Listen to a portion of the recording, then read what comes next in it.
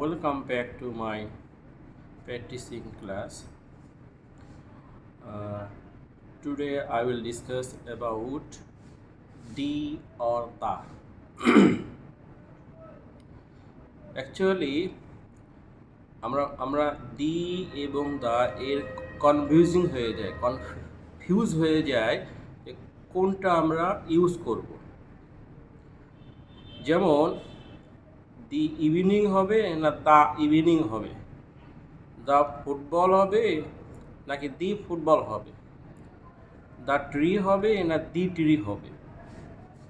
এই ধরনের কনফিউশনের মধ্যে আমরা পড়ে আমরা সঠিকভাবে দি এবং দার ব্যবহারটা করতে পারি না। আমরা সংক্ষেপে বুঝে নিই যে সংক্ষিপ্ত রুলটা যেটা ফলো করা হয় সেটা হলো কনসোনেন্ট সাউন্ড আর ভাওয়েল সাউন্ড। যখন কনসোনেন্ট সাউন্ড আসবে তখন আমরা বা কনসোনেন্ট লেটার আসবে তখন আমরা ইউজ করব হচ্ছে দা। কনসোনেন্ট সাউন্ড আসলেই হবে দা। দ্য ফুটবল,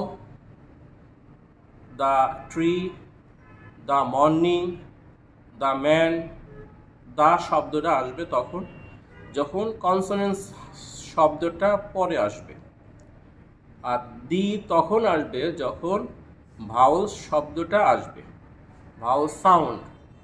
যখন আমরা ভাওয়েল সাউন্ড শুনবো তখন আমরা দি ইউজ করব। যেমন উদাহরণস্বরূপ আমরা বলতে পারি দি ইভিনিং।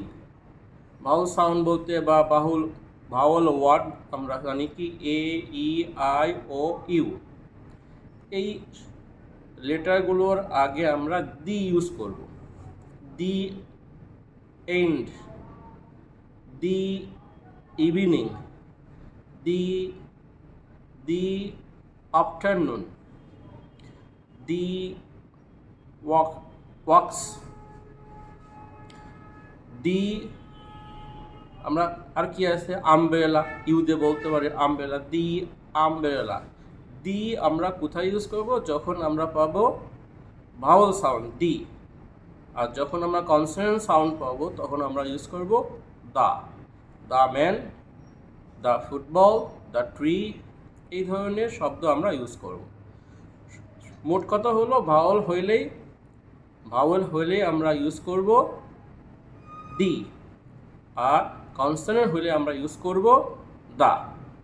এই সংক্ষিপ্ত নিয়মটি আমাদেরকে ফলো করতে হবে। Thank you for watching my video. আল্লাহ হাফেজ।